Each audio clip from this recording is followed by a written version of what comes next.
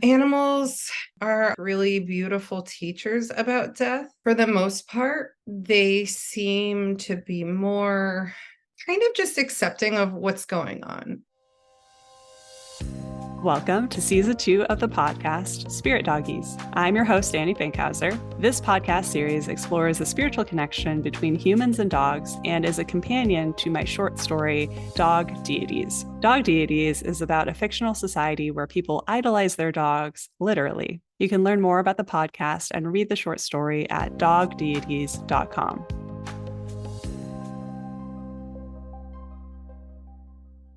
All right, welcome back to Spirit Doggies, Season 2 of the Danny Fankhauser podcast. I'm your host, Danny, and today's guest is Olivia LaBarre. Olivia is a New York-based animal communicator and Reiki practitioner who also offers end-of-life support for pets and pet loss bereavement for humans. She's also a writer, editor, and artist, and uses she, her, or they, them pronouns. So just to kick it off, for someone who's not familiar with Reiki, how would you describe it for animals? So, for animals and people, I would describe it similarly, but really, I like to think of it as in two ways. There's Reiki, the energy, which is like the energy of everything. I think of it as like Reiki is the energy of everything around us, everything within us. It's where we go in spirit, I think, too. It's just and everything. And then the practice of Reiki is kind of using that energy, harnessing it, channeling it, sitting with it. And whenever we're kind of in this energy, it does bring about, people say that the needed conditions for healing. I don't think it's always just about like healing or getting to a certain place, but just kind of like being able to be as we are and be okay with that. We could practice it with animals and with people. Yeah.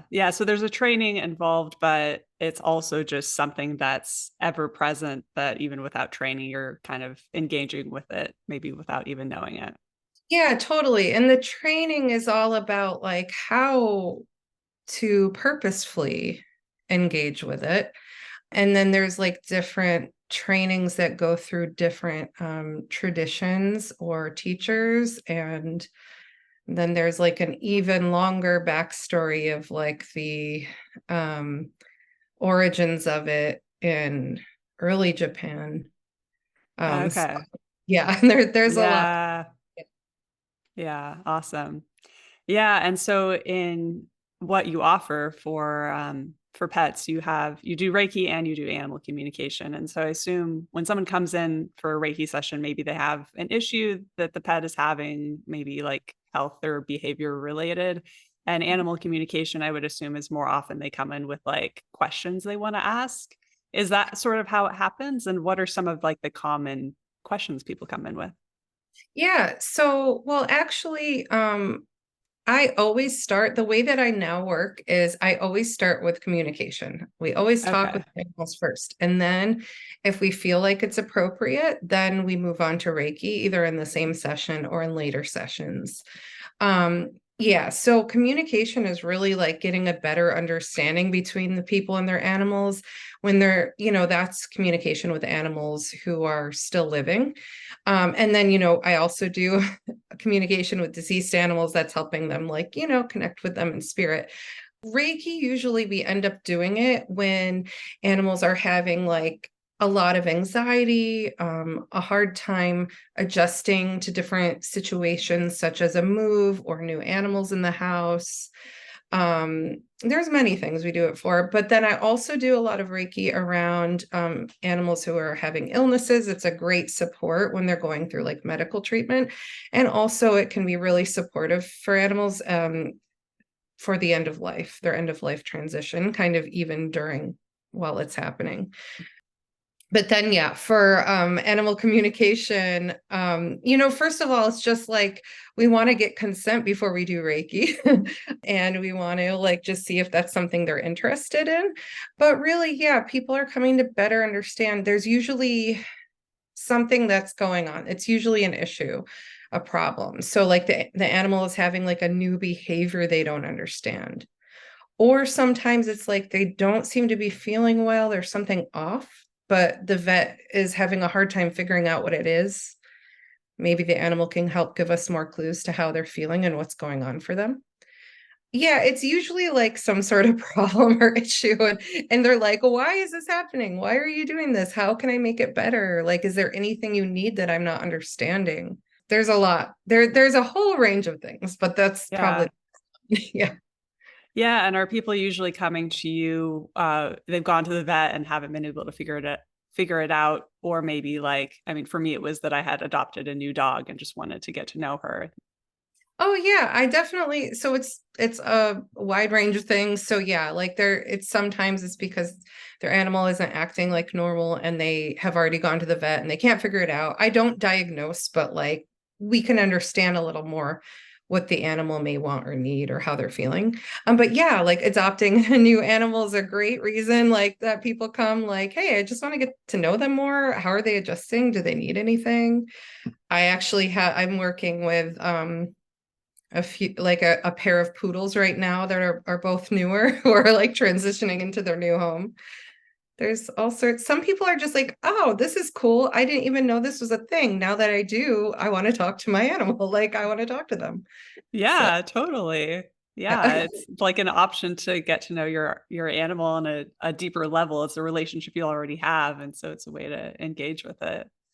Yeah, totally. And the cool thing is like I always say the best sessions are the ones that um they're really usually just validating what the people already know. It's like, oh, I already had a sense. Oh, this is what I thought. Oh, good. It's usually that a lot of that. And it's just like you don't actually really need me, but like sometimes it helps to have a little validation to know that what your understanding of them is correct. And sometimes there is like a misunderstanding or something that the person is missing too. So Hmm.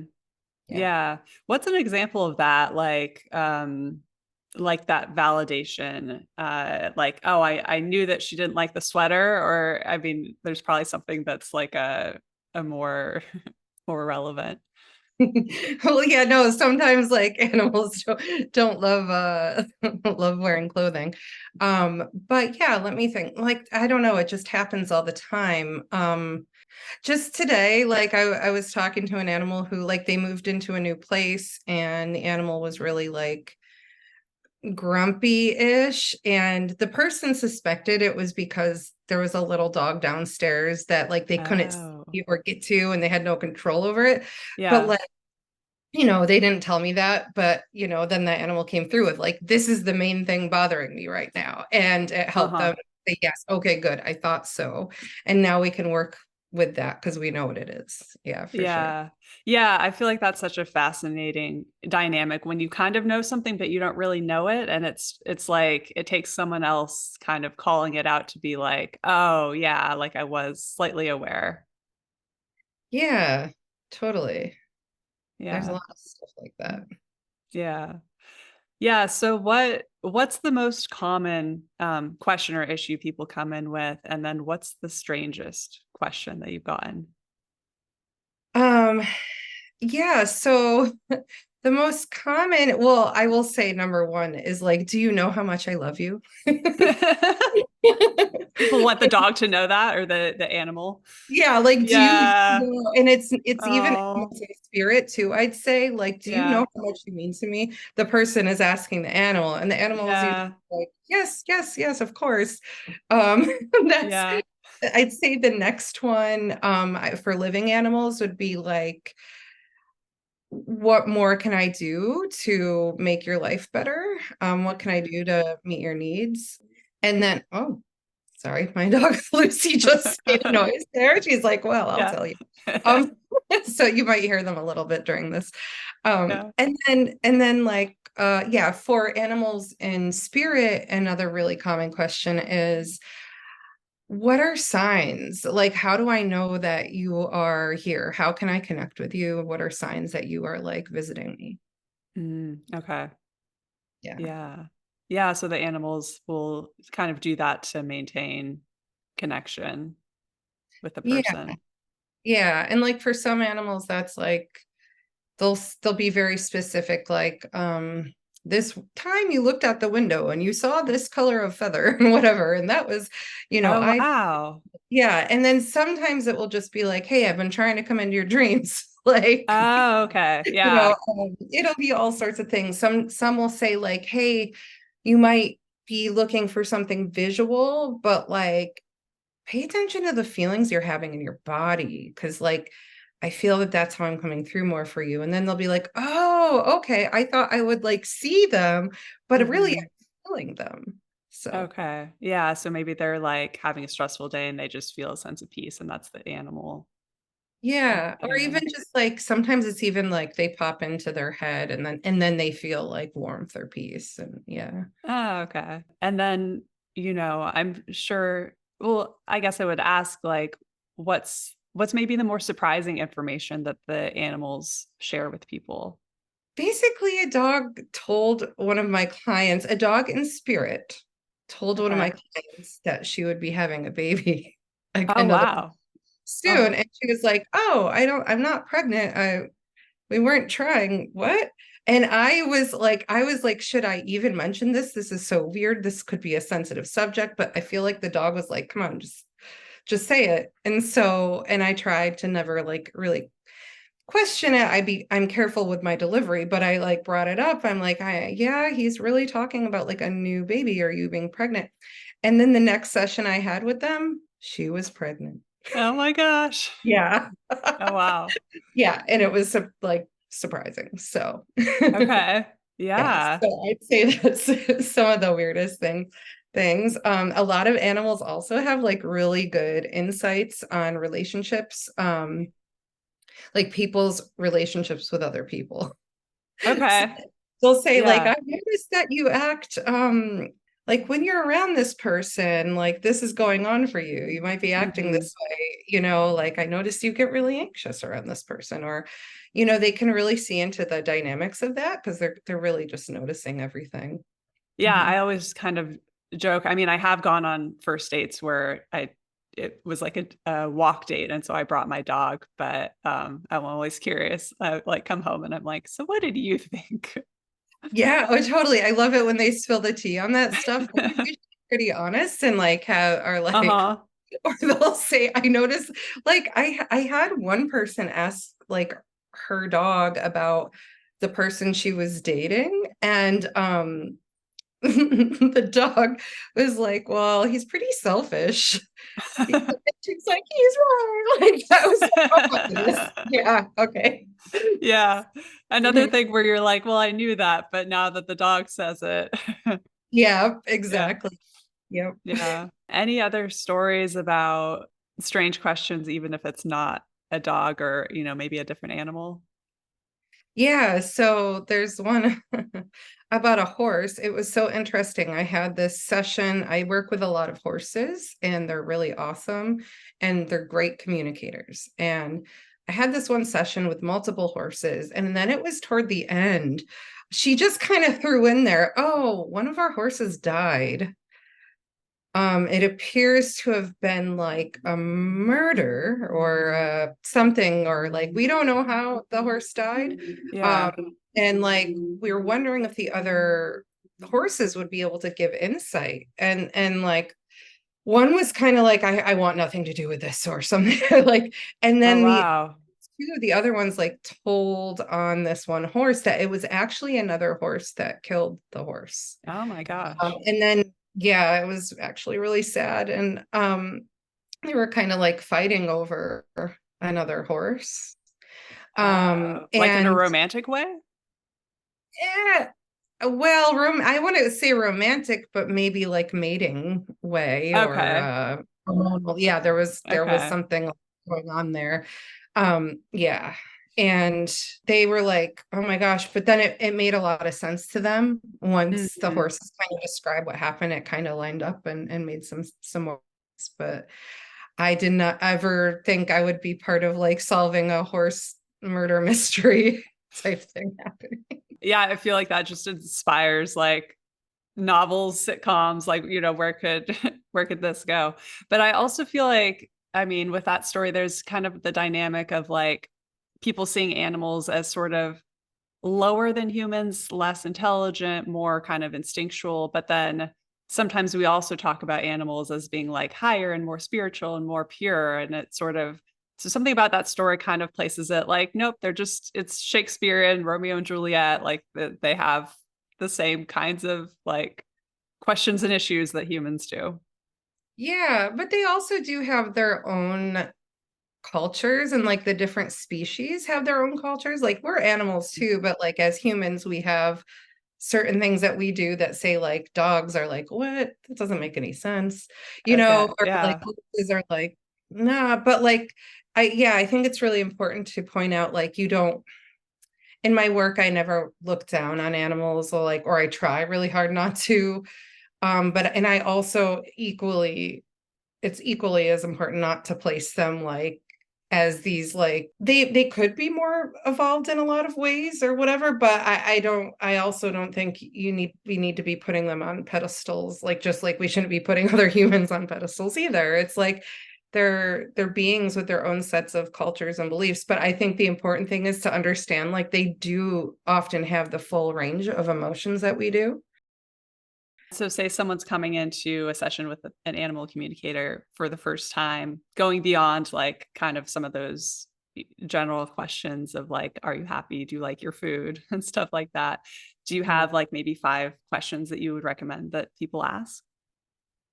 Yeah. So, one important question is what is your experience or your perspective of this thing, XYZ, or what is happening for you when this is happening? The reason why I bring this kind of question up is because often kind of a typical question would be like, why are you anxious about this? Or why are you mad at this? And they're assuming the feelings and the experience of the animal. And Right. instead of doing that, asking a question that way, it's more of like a switching how we ask a question. It's always better to say like, what's happening for you? What's your experience? Instead of assuming any of their feelings around it. So that's one. Another good question is like, what do you consent to and what do you not consent to? Hmm. Because we, especially dogs, I'd say we have them do so many things without their consent. And a lot of times they are like, yes, putting on a harness is like they'll step their foot in, they're showing that they're consenting, whatever. There is a lot of permission that they're giving in many ways, but like sometimes we just even petting or, like social situations, there's a lot of stuff going on where they're not giving consent. Yeah. Like being picked up by a stranger. Being picked up by a People like to pick up my dog. She's very cute. But sometimes I wonder that. Yeah, so like asking that, and you like what do you consent to or not consent to is a general question, but you can like ask it for specific things like that. Do Hmm. you consent to be picked up by strangers? Sometimes it's a well, maybe with these conditions or these, sometimes I do, and sometimes it's not. And then it's like, yeah, then you kind of can advocate for them in those situations where they don't consent. And then that you run a line with like sometimes just like with kids, like there's some things we need to do that we don't love doing, and it's like if you kind of got to do it but you don't want to, how can we make that experience better for you? Like what might make you more comfortable consenting? So like I know you don't want to get in your crate to go to the vet, but we got to go to the vet. Some cats are like, just don't grab me and put me in, just leave it open a couple hours before and eventually I'll get in there. Yeah. Another question is like a good one is like, what are you teaching me? And how are Oh, you teaching me that is a follow-up question. So like those are more like bigger spiritual questions. It's like the soul of the animal is usually answering those questions more. And like for me and Milo, there's a lot he's teaching me around boundaries. I could say, how are you teaching me that? Well, by really bossing you around, by pooping on the floor, or like, or by stepping, like literally walking all over you, things like that. Yeah, and it's like it helps you kind of look at all of that in a different light. And then also Yeah, I guess this already goes in line. It's pretty typical, but I think it's a really important question to ask is there anything more I can do to meet your needs? Because sometimes some animals are great at speaking up for what they need, or like not even speaking up, but like, telling you in their own way, but with their behavior by showing you. And then some have needs that maybe aren't being met that they don't know how to ask for. You might share my opinion that everyone is intuitive. Learning intuitive practices helps me feel more confident making everyday decisions and regulating my emotions. And the online course that I took with Lotus Lantern became a foundation for so many other skills. Reverend Liliana has a compassionate and inclusive teaching style. Follow my affiliate link in the show notes to learn more. I got into meditation because it helped me get past writer's block, but I never had a committed practice until I did meditation teacher training with The Path. Halfway through the 3-month program, I was having vivid cinematic dreams every night, and I could sit cross-legged for 25 minutes without moving. The real reason I love this program is the people that you meet. If you're looking for soul family, try meditation teacher training, and you can find my affiliate link for The Path in the show notes. And finally, if you're ready to manifest your own spirit doggy, you'll want to join the workshop and community called To Be Magnetic. This is not your typical manifestation class, but it's a blend of journal questions and hypnosis meditations that help you to excavate core wounds. And a side effect of doing this work is that you make choices from your true center. So go to the show notes to find my affiliate link for To Be Magnetic, and you'll also get 15% off.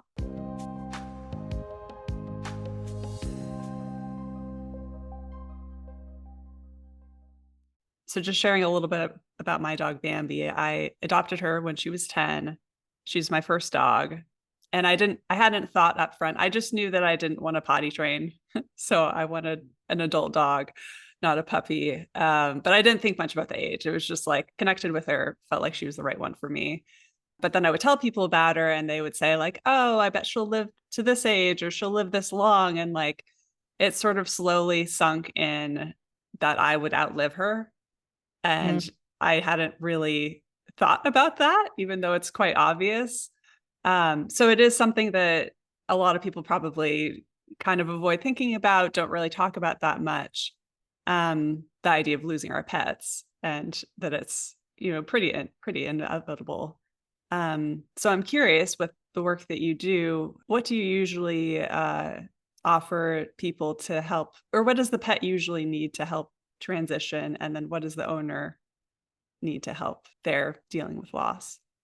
Yeah, that's a really good question. And I have to say personally, it came up for me a lot when I started working with a lot of animals at the end of their life. Not only past like animal deaths came up for me, and like probably the emotions I never was able to process when I was younger because like I wasn't allowed to.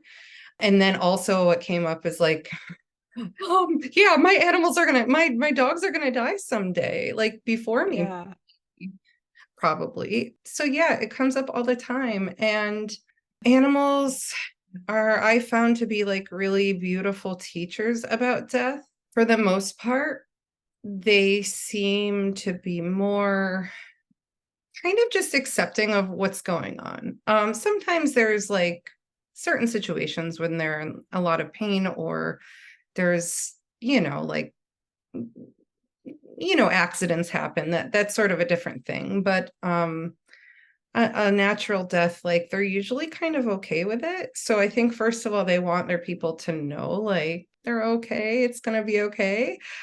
They really usually want the person to acknowledge it. What helps, I think, more than anything is like communicating with them about it, like finding out what they need up to the point. But they really usually want their people to first, like there's something like within us that's like it's not okay for you to die ever, and they want Mm-hmm. us to like get to the point where we can be at least like a little bit like, okay, I accept that it's going to happen. I don't need to be okay with it, really. But they want us to kind of become like accepting of the reality. And in that way, like also giving them permission. A lot of them ask, like, it's not like they need our permission to die, but like say, like, it's okay to die. Like, it's Yeah. okay. You don't have to be here for me. Like, it's not your, it's okay. I feel like they all usually want to know, like, their person to say it's okay. And then the other important part is like, it goes hand in hand with like you getting whatever support you need, whether that's a therapist, a grief counselor, and then like honestly having a plan. Not all, obviously not all deaths kind of have a plan. There are accidents, there are things that happen quickly, but like kind of starting to think about things like, okay, if it did come down to a decision of euthanasia, how are we going to handle that decision? Is it a decision you would like your animal to be involved in? If so, then you can talk to a communicator about it. What's kind of the line in terms of sickness then, and things that you are able to cope with, and the animal's able to cope with in order to like make that decision, like kind of maybe some guidelines of like when you might start to be thinking about it.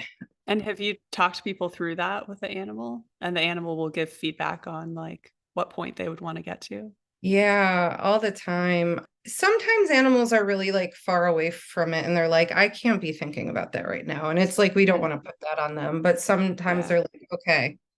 Some will say, like, I will meow like this, or I Oh, will wow. like this. Yeah. And then like, they're like, that's when you know. And some are like, well, here are the things that are very important to me. Like, if I can't clean myself, if I'm like incontinent all over the place, or if I can't walk at all, sometimes I'm like, I need help. Or if I'm in like a lot of pain, a very apparent pain, things like that. Some animals are like, I am going to the end. I don't need help transitioning, and I will even go through painful things. And I've helped people through and animals through that, and it's actually so beautiful and amazing. But yeah, and there's even like the decision of like, do you have, someone come to your home for euthanasia if you do decide to do that? If it's a natural death, like how can you prepare where they are and make it the most comfortable and pleasant for them? Or sometimes there's certain people or other animals they want to see or to be around. Oh, yeah. Yeah, they often like want people to just talk to them about like their lives together. Like, here are the fun, good memories. Thank you for like teaching me this. Thank you for um, this good time we had. Thank you. This is what you brought to my life. And they kind of like there's something about the energy of that like just that they seem to want, that they like and helps them feel calm. So the human is saying like, thank you for those good times. Yeah, the human is saying it. Like animals want usually, and I can't, every animal is different. So, but Yeah. it's like they want you to tell the story of your life together while they're still there and after too. Yeah. Yeah. Yeah. It's like not too different from like, I guess, a person having a death doula or like a mindful death experience where, they choose certain things and they're part of it. I feel that that can really help people and animals. Like when you're like, we are intentionally creating this experience together instead of it being something that's just happening that feels out of control that you don't have anything like any say in, if that makes sense. Hmm. It's like Yeah. certain things you do have a say in about it. Yeah. And it can almost be sort of a practice in dealing with death if you haven't dealt with a family member passing away yet. Yeah, exactly. Yeah. And then what is some of the support that the humans end up needing? Sometimes humans just need to talk about it with someone who understands, or like sometimes that's me, sometimes that's another person in their family, or someone else who has lost an animal. Some people, I've done anticipatory grief support groups, and it's kind of like our conversation revolves around the themes we're talking about, but also I it can be a relief for people to talk with other people who are going through the same thing. It's just like that feeling of we're not alone, Mm-hmm. and then other types of support. Yeah, like therapy, therapists of different kinds, journaling. Reiki is an interesting thing for grief. It's not I don't always recommend it, to be honest, for grief. But even there's exercises of just like acknowledging your grief and working with it and almost like befriending it in a way. Yeah, I would imagine that for pets especially, there can be kind of like a cultural dynamic of like, oh, well, it's just a pet. And that might be one of the biggest hurdles to just acknowledge it, that this is a significant loss. This was a big part of the life. I actually had a situation come up. This reminds me of like recently, some good friends, they were supposed to go to like my partner's birthday dinner, whatever, and they didn't because their dog was dying. Mm-hmm. And we said, of course, we 100% understand. And one of our other friends said, what? You just leave them for a couple hours. Who cares? What? They're just a dog. And I was like, oh, you were saying this to the wrong person because this Yeah. is your family. Would you leave your kid on their deathbed to go have dinner? Like, would you leave your mother? Mm-hmm. Like, that's what it is for so many people. This relationship is really, yeah, sure, it's not the same as like a child or a parent, but it's equally as important to so many people. And I see it over and over again. A lot of people don't think so. So then it's like, yeah, imagine you're like you're dealing with this already tough situation, and then it's what's called like I think it's disenfranchised grief, where you're just like, oh, this is even worse because people are saying like I shouldn't be feeling this and this Yeah. isn't valid. So yeah, to have other people to like feel validated with, I think has been really important to people. And so how did you begin offering the end of life support? Was this something that kind of your practice evolved into, or was there kind of a more solid decision of like, here's the kind of support I want to offer? Both. I feel that like it wasn't something I planned. I started offering animal communication and Reiki, and then just seeing what kind of situations would show up. And then there was a good 6 months where it was like most of my clients were end of life. They were like about to transition or already had died. And so I realized that like for whatever reason, it could be, there's many reasons. I felt actually like I did have the capacity to hold space for something like that. I think early in my life, I had some really traumatic pet deaths and when I was younger. So I just feel like I have a lot of empathy and compassion for that, and I've always had an understanding. But also I was a little bit like, do I have everything? Am I giving the people what they need? Am I offering everything that people need? And I wanted to make sure that I was. So then I made a decision to take a pet loss bereavement specialist training. And then as well as I've taken a lot of trauma informed trainings with my friend Jess Jackson at Soft Path Healing. Both of those together, I think, allowed me to hold space and feel more comfortable holding space for these situations. So yeah, it just kind of evolved to be like that. And it's not 100% of what I do because I do think that would be too much to always be in that world. Maybe in the future that'll change. But yeah, so that's how it happened. And like what's really interesting is especially the early sessions, they allowed me to kind of uncover and look at my own past grief, past traumas, and work through those. And then as well as my anticipatory grief for my own animal companions. And so it's like it feels like it's been really healing and helpful to me, just as it's healing and helpful for my clients.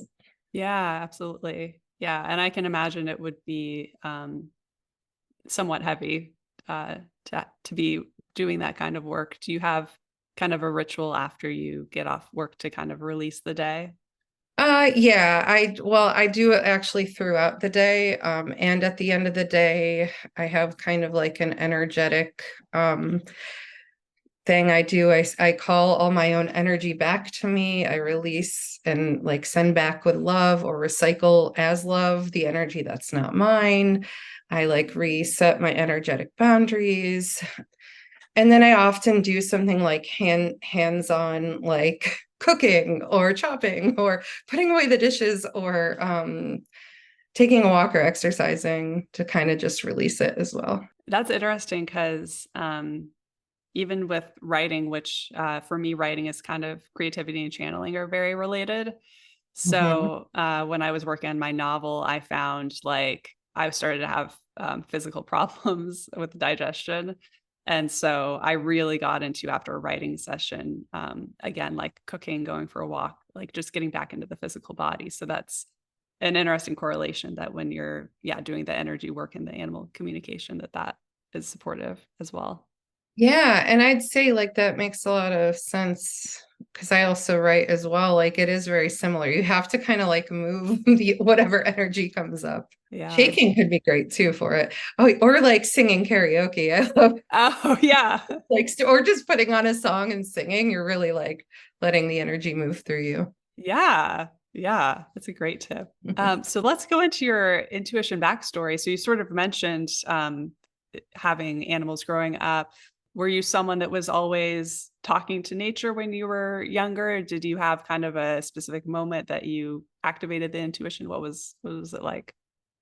Yeah, well, like I mean, honestly, I feel like probably a lot of kids were the same. I'm not special. I don't think I was special. I have to start this by saying I believe that everybody has the ability to communicate with animals in this way. And I think I just like never questioned it. When I was little, yes, I loved to go play in the dirt in the backyard. I grew up in upstate New York. I remember finding like a snake and being like, oh, the snake is my friend, and like trying to take it home to be like my pet, which that was not great, but like just like always feeling connected. Yeah, I always felt connected to nature, to animals. I felt like the most alive and happy while I was in nature. And then, my our first dog, Tippy, we had her, I think I was like in first grade, maybe like 7 years old. I don't remember my age, but like I felt really connected with her, but also like, I don't think my family really knew how to take care of pets the way people do now. I don't know. Yeah. But also like, yeah, she ran away and we never found her. And Oh, that was devastating. That was like, I think, the yeah. very devastating loss in my life. I have lost relatives. I had lost my grandparents at different times, but the loss of my dogs hit me harder than anything. And then when I got a little bit older, I think I was sixth grade, my parents, like for Christmas, they're like, one more gift we forgot. And then they walked through the door with this dog with a big bow on it.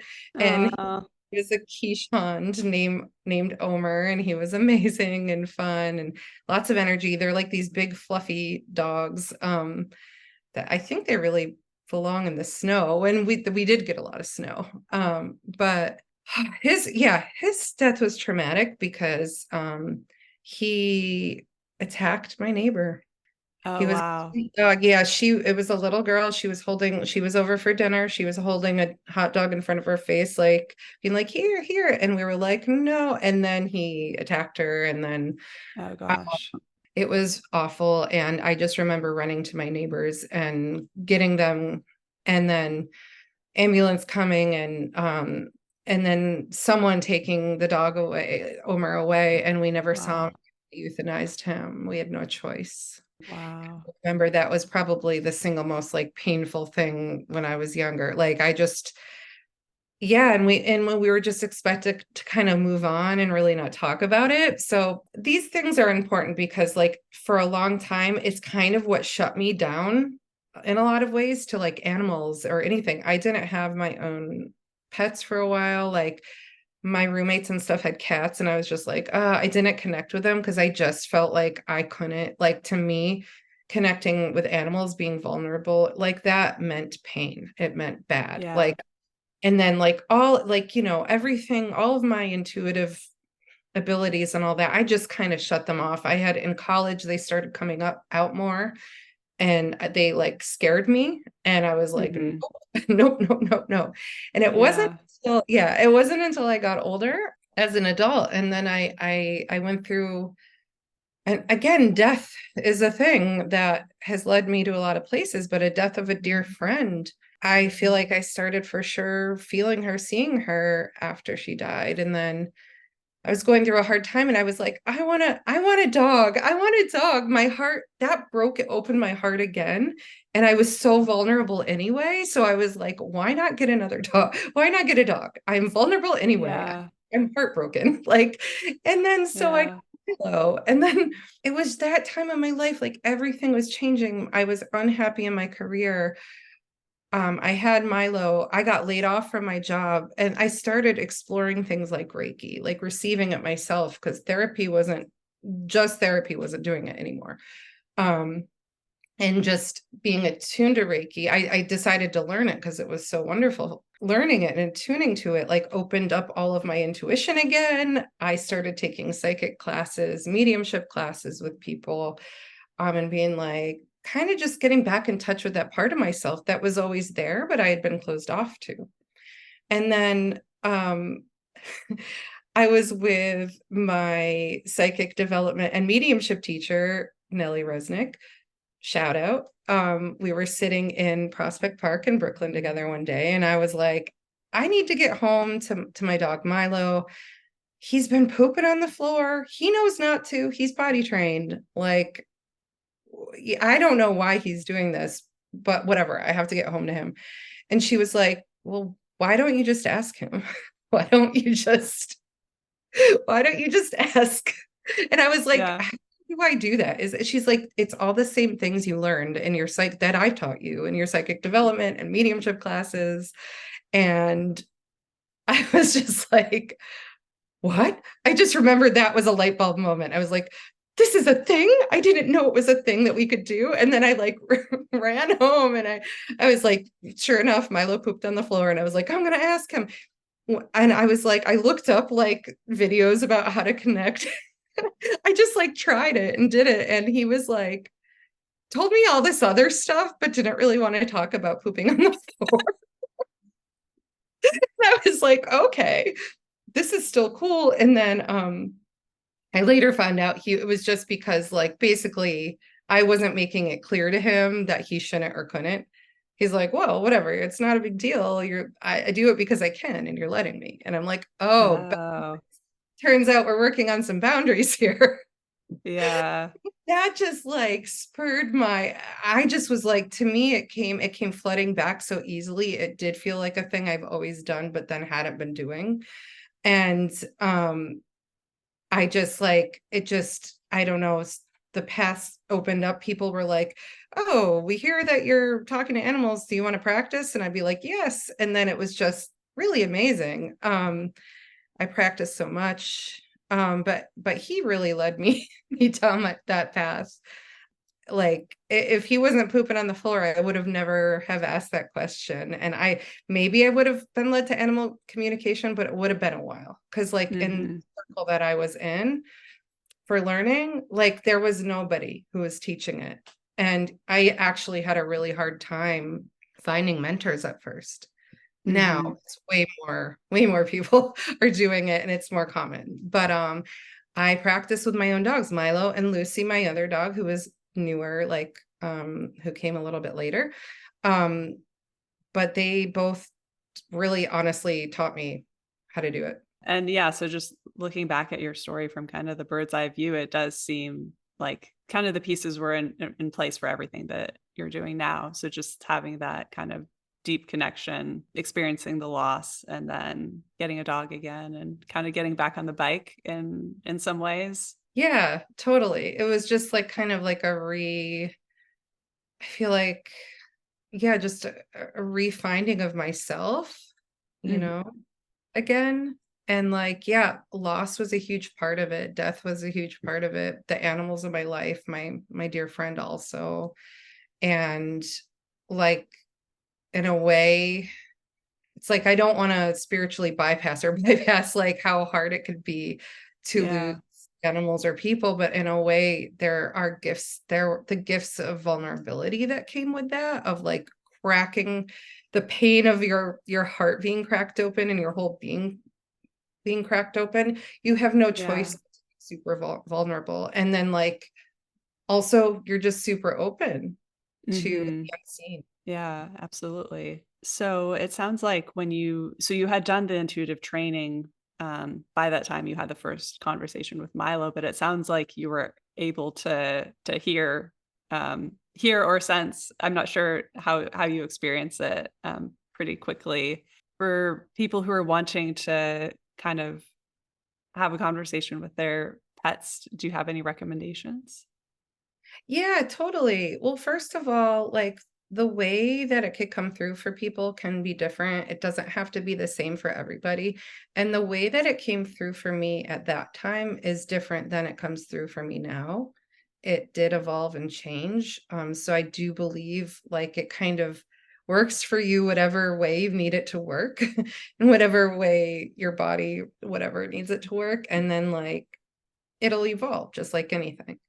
Um, there are a few different ways that people can try or start connecting with their animals. One thing that I do, I often start with in a lot of my classes, and I actually offer this to a lot of my clients as well, is something called the heart to heart connection. It's this, I recorded it as like a guided exercise you can listen to, but the idea behind it is just, you take a moment, you visualize like you're a door on your heart opening, and you visualize the same thing for your animal, and then you kind of envision these lights kind of coming out and connecting together, and just kind of sitting with what happens there.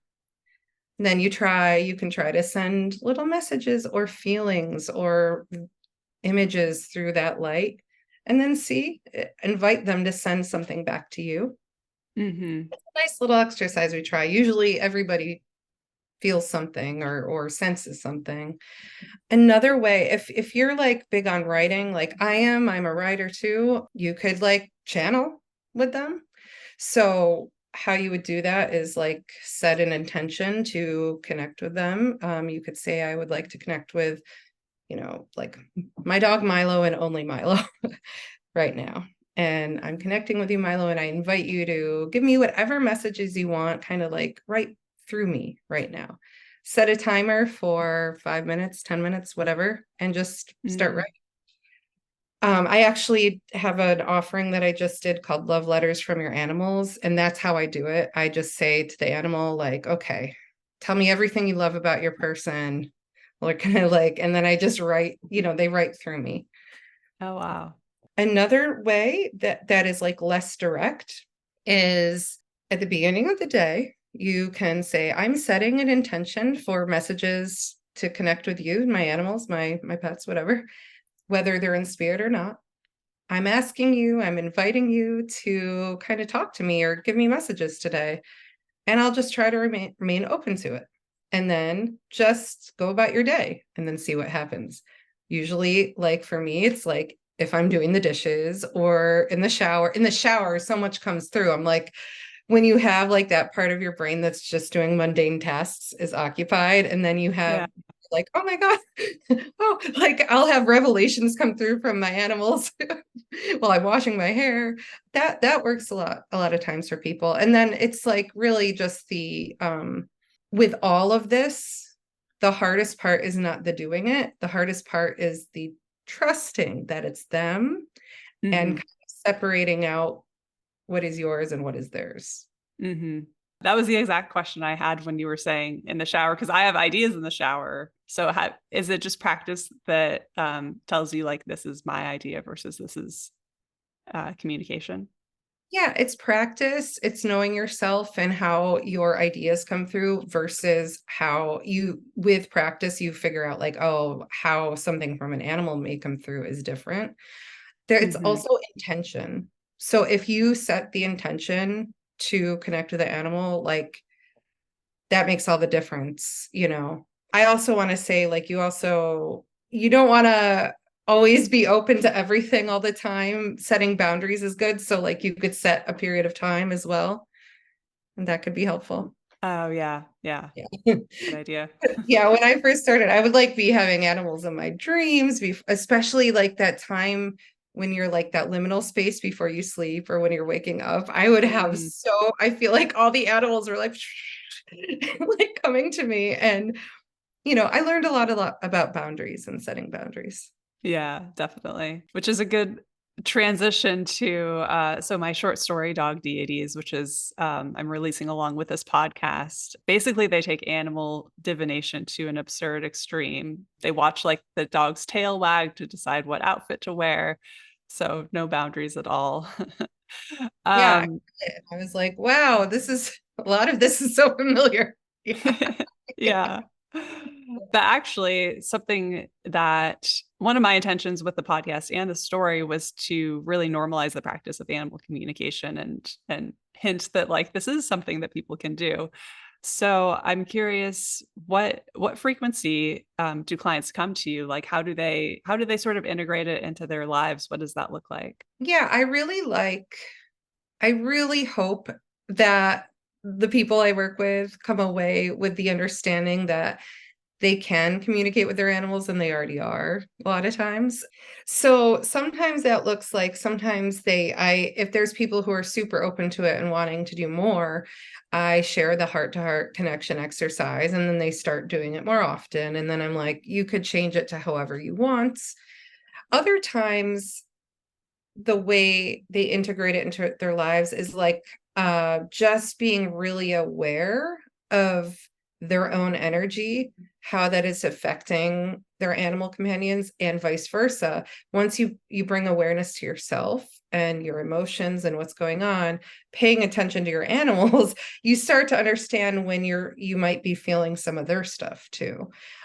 You start to understand how like we're all interconnected, and this is a kind of a different, more broader way of looking at it, but it's like you start to see sometimes my clients will be like, oh yeah, I notice when I'm stressed out my dog is barking way more, and like when they're barking way more, I take a moment and I say, oh, okay, so what can I do for us, like each of us now? And that's one way, okay, like this is another form of communication. So like now I could say, I got you, you're stressed.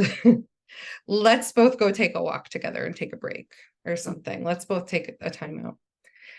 And then another way is just kind of like, I think it comes up around separation anxiety a lot. I just say to people like, okay, your animals may not understand every word you're saying. They're not like always verbal preachers like we are, although they do understand a lot, but they do understand the energy behind what we're saying. So, Yeah. if you're like aware of like how you're saying something, the energy with which you're saying it, they'll get it. So often I'll tell people, or really the animals ask for it, to like when people leave their homes to go to the grocery store, to go on vacation, whatever, they just say, this is where I'm going. This is what I'm doing. I'll be back this time. I'll be gone for this amount of time. And it Yeah. makes all the difference sometimes. Stuff like that. And just like filling them in. We're moving soon, and keep telling them about it. We're moving. This is what it means to you. There's another thing that people will do when they're away from their animal, if their animal has separation anxiety, is I encourage them to send a little Batman signal from their heart. Like I call it Oh, the Batman signal of love. yeah. So you just like picture it, like sending to your animal to say like, it's like a beam of light from your heart. I guess that's like a theme that comes up a lot for me. But just like Hmm. a beam of light to them saying, hey, I love you. I'm okay. Are you okay? I'll be home soon, and it seems to help. So Yeah. yeah, there's so many ways. Like, and then, when there's other ways are like if there's an issue coming up and you want to know more about it, like more about what their experience is and what they're feeling or if there's anything they need, like sometimes it could feel a lot if it's your own animal to just sit there and try to communicate with them. And it feels like a lot of pressure. Emotions come up. But that's kind of when it could be a really good time to say, I'm going to ask you this now. And throughout the day, when there's no pressure, just tell me. Just tell me something. Just Mm-hmm. give me a clue here, you know. And then, and then other times, like that's when it would be appropriate to reach out to like a professional animal communicator if you're having too many big emotions come up and you're like, I don't know what they want. But otherwise, there's like, you're already doing it probably. So Mm-hmm. Amazing. Well, thank you so much, Olivia. Let us know what's the best way to get in touch with you, stay up with your work and stuff like that. yeah, I'd say right now the best way would be to go to my website. It's myname.com, Olivia LaBarre, OLIVIALABARRE.com. And there you can sign up for my newsletter. I'd say that is probably the best way to keep in touch and find out about like cool offerings like the animal love letters. They sell out in like a day, but Yeah. I don't advertise that on Instagram or anything. I am on Instagram, but probably leaving soon. If you want to follow me there now, it's Olivia_LaBarre. Awesome. And we'll have that all linked in the show notes as well. Okay, cool. Yeah. Well, thank you so much. This was so informative and yeah, I think gives people a lot to think about and also come back to because, we did talk a bit about the end of life stuff and some of it might be relevant to people now and some of it might be relevant later on. So definitely a good one to bookmark and come back to review and some of those exercises as well. So Yeah, I think people would get a lot out of that. So thank you so much, Olivia. Great to have you on. thank you. Great to be on. All right. Bye, everyone. I hope this podcast brings you closer to your furry friends. And if this episode made you think of someone, why not share it with them? You can send the link in a text message, an email, or even put it in an Instagram story. And to help us reach more people with heartwarming and paradigm shifting stories about animal consciousness, please leave the podcast a 5-star review.